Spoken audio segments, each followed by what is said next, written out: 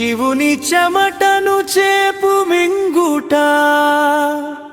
చేప గర్భం దాల్చుట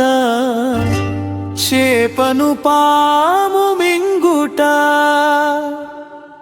పాము కంఠం పగిలి ఎల్లమ్మ జననం శివ పార్వతులకు ఎల్లమ్మ దొరుకుట యవ్వనానికి వచ్చిన ఎల్లమ్మ పెళ్లి చేయమని ఎలకబునిన ఎల్లమ్మ స్వయంవరంలో గెలిచిన సమగదు ఓడిన కార్తికేయ రాజు శ్రీ రేణుక ఎల్లమ్మ కళ్యాణం కార్తికేయ రాజు కార్తికేయ రాజు బ్రహ్మణుని వేషంలో వచ్చి సమదగ్నికి విద్యా బుద్ధులు రావని చెప్పడం జమదగ్ని కార్తికేయ రాజు సంహరించుట జమదగ్ని రక్తం తాగితే పిల్లలు పుట్టేవరం జంపన్న డొక్కలయ్యా చిటికలయ్య ఇంగౌరి జననం బొంగరాల ఆటలో విలగాని కళ్ళు పోవుట తండ్రి లేకుండా పుట్టిన వాణి తిట్టడం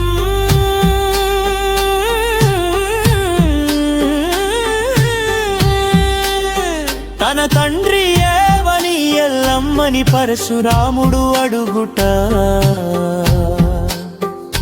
పిల్లల బాధ తట్టుకోలేక విషం పెట్టి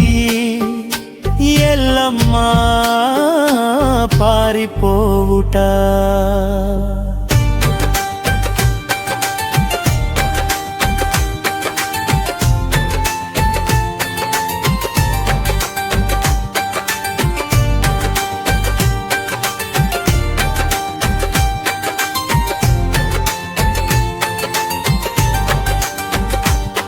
మూడు తాళ్ల ముత్త గౌడ వేణుక ఎల్లమ్మ కళ్ళు దాహం తీర్చుట దాహం తీర్చినందుకు రేణుక ఎల్లమ్మ భయము ఇచ్చుట నా తల్లి ఎక్కడా అని మా తమ్మను పరశురాముడు అడుగుట లందలో దాగిన ఎల్లమ్మ విశ్వరూపలో బయటకు వచ్చుట